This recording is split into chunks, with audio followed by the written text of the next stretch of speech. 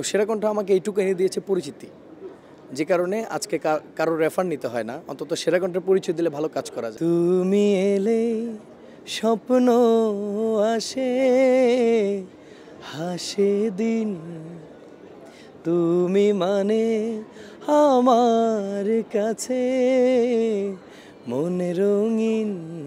যে বাংলার শ্রেয়া ঘোষাল কিন্তু আমাদের ন্যান্সি আপু, তো সেই ন্যান্সি আপুর একটু রাগ তো থাকবেই। তা আমি সেটা আসলে দুষ্টুমি করেই বলছি, তবে উনি আসলে রাগী না, উনি খুব ভালো মানুষ। উপমহাদেশের মধ্যে ন্যান্সি আপুর কণ্ঠটা একটু অন্যরকম।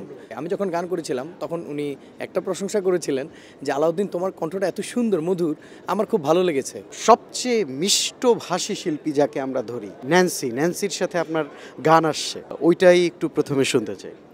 আসলে আমি বলবো এটা একটা পরম সৌভাগ্যের ব্যাপার, কারণ ন্যান্সি আপু আমি বলবো যে বাংলাদেশের একটা মিষ্টভাষী এবং বাংলাদেশের খুব এক সময়কার আমরা যখন অনেক ছোট ছিলাম আমরা আসলে ন্যান্সি আপুদের গান প্রচণ্ড আমরা শুনেছি এবং ওনাদের প্রত্যেকটা গানই হিট ছিল। সেই ন্যান্সি আপুর সাথে আমি গান করতে পেরেছি, এটা আসলে অনেক সৌভাগ্যের ব্যাপার।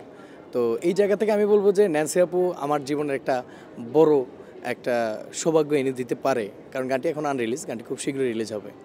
Walton Washing Machine, simplifying life with hassle-free washing. Nancy আপু তো দুর্দান্ত গায়, তার সাথে অভিজ্ঞতাটা কেমন ছিল? সে কি অনেক রাগী নাকি? আমি বলবো যে রাগী না, তবে আপুর সাথে আমি গান করার সময় যেটা ফিল করেছিলাম যে উনি প্রচণ্ড কাজের প্রতি আগ্রহ, তার মানে একটা কাজকে উনি এমনভাবে গুছায় নেয়, উনি সবসময় কাজের প্রতি ওনার আকৃষ্টতা থাকে। আমি যখন গান করেছিলাম তখন উনি একটা প্রশংসা করেছিলেন যে আলাউদ্দিন তোমার কণ্ঠটা এত সুন্দর মধুর, আমার খুব ভালো লেগেছে। তো এই যে একটা পাওয়া, আর রাগীর ব্যাপারটা যেটা বললেন, রাগ তো সবারই থাকে, কিন্তু ন্যান্সি আপুর ব্যাপারটা যেহেতু বাংলাদেশের একজন পপুলার, আমি বলবো যে বাংলাদেশ না উপমহাদেশের মধ্যে ন্যান্সি আপুর কণ্ঠটা একটু অন্যরকম, কারণ আমরা পার্শ্ববর্তী দেশ ইন্ডিয়ার শ্রেয়া ঘোষাল আপুকেও কিন্তু অনেকবারই ন্যান্সি আপুর সাথে তুলনা করা হয়েছিল যে বাংলার শ্রেয়া ঘোষাল কিন্তু আমাদের ন্যান্সি আপু।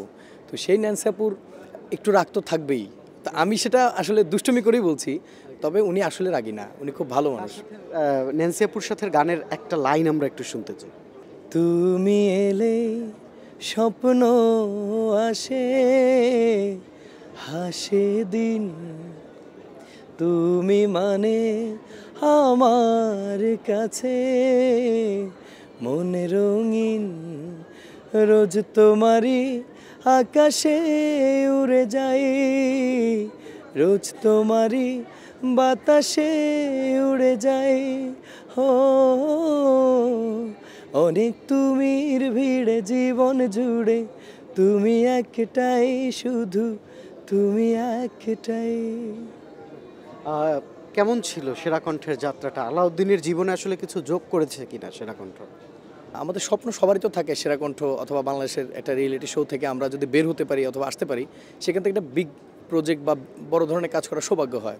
তো সেরা কণ্ঠ আমাকে এইটুকু এনে দিয়েছে পরিচিতি, যে কারণে আজকে কারোর রেফার নিতে হয় না, অন্তত সেরা কণ্ঠের পরিচয় দিলে ভালো কাজ করা যায়। যেমন বিগত দিনে আপনি দেখেছেন যে হৈমন্তী শুক্লা, আমাদের শ্রদ্ধেয় উপমহাদেশের কিংবদন্তি সঙ্গীত শিল্পী হৈমন্তী শুক্লা ম্যামের সাথে আমার একটা ডুয়েট গান হয়েছে, যদিও গানটি খুব শীঘ্রই রিলিজ হবে।